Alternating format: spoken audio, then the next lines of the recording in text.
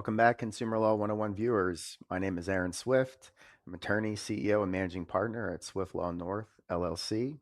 Today we are here in our fourth advanced video series video, which is entitled The ABCs of the FCRA Part 1, Who, What, and Why.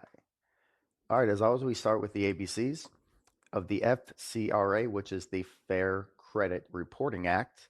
We just talked about in our first three video series for advanced, the FDCPA, the Fair Debt Collection Practices Act. Now we're moving on to the Fair Credit Reporting Act. We'll do the who, the what, the why, and then end with consumer best practices. Okay, so the who. It applies to a bunch of different parties. It applies to CRAs, which are consumer credit reporting agencies. We talked a lot about some of those parties in our first, the basic videos. It applies to consumers, users, and resellers. CRA, in more specific definition, is any person or business, because person in the statute is including businesses, which for monetary or fees or dues or on a cooperative nonprofit basis regularly engages in whole or in part the practice of assembling or evaluating consumer credit information or blah, blah, blah, blah, blah.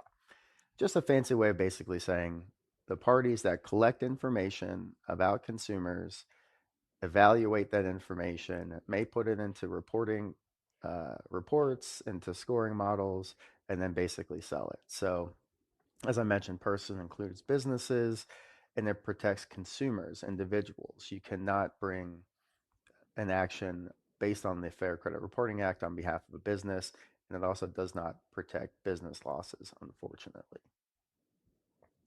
Okay, we just talked about the who, what's the what? All right, so it applies to consumer transactions, again, not business transactions or business debts. And basically, it applies to any information on a credit report that's not those things. So, protects the accuracy of personal information. We're going to talk about different sections, or we already did actually in a past video. We're going to get into those about what you can and can't dispute later. Um, but it applies to all the information in your credit reports, other than those types of things like business debts and business transactions, which usually are not on your personal credit reports anyway.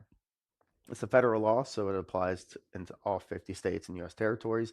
That's again a very magic key for us because with our educational component here at Consumer Law 101, and we partner that with our litigation at Swift Law North, we can help consumers in all 50 states based on our network. It also applies even if the debt's been reduced to a judgment, just like the FDCPA does. And it really governs the permissible use and the privacy of our data beyond just what you can and can't report and how you can and cannot report bad stuff about debts. It also really determines and protects against illicit uses of our information, which is, of course, very, very important. There's other specialized situations, for national security uses or domestic violence, but of course, we're going to be mainly talking about as it relates to credit reporting and debts specifically. Okay, the why. Wasn't passed too long after the FDCPA, actually, just a few years later, and it was passed to promote accuracy, fairness, and the privacy of the personal information. Um, the Patriot Act expanded some law enforcement and other groups' access to credit reports. Um, and again, it really is meant to lead to less lending discrimination as well. The results and data on that are mixed because, for example, some things you're not supposed to put on credit reports relate to some protected informations like race, class, things that we don't want to be driving the bus on lending issues, because that's discrimination. And then mainly it was also meant to standardize a reporting dispute scheme. We're going to talk a lot about that throughout these videos, including the very powerful last two videos with our templates drafted by us lawyers about how to really use the FDCPA first, and then also how to dispute under the FCRA this law, appropriately. So, what are some best consumer practices? We really want you to begin understanding the basics of this law, the Fair Credit Reporting Act. It's the most important federal law related to credit reporting. It, as we said, it protects individuals. It guides, businesses.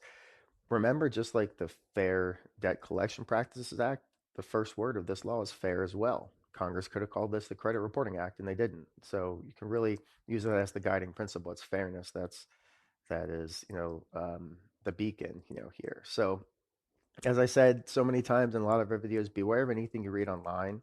There's a lot of false information about this law, especially by people who shouldn't be giving information at all about laws, like, credit repair specialists, experts, gurus, um, influencers. They may talk about this law, but they're probably not licensed to do so in an interpretive way. And also, they shouldn't be trusted. So if you have questions, if there are errors in your credit report, reach out. This law has a lot of protections. You're entitled to accurate credit, reports. We're going to get it cleaned up. Hopefully, put some money in your pocket and make the bad guys pay us. So keep watching our videos. We really want you to reach out if you have questions. Educational content can be found at consumerlaw101.com and litigation information at swiftlawnorth.com. Thank you.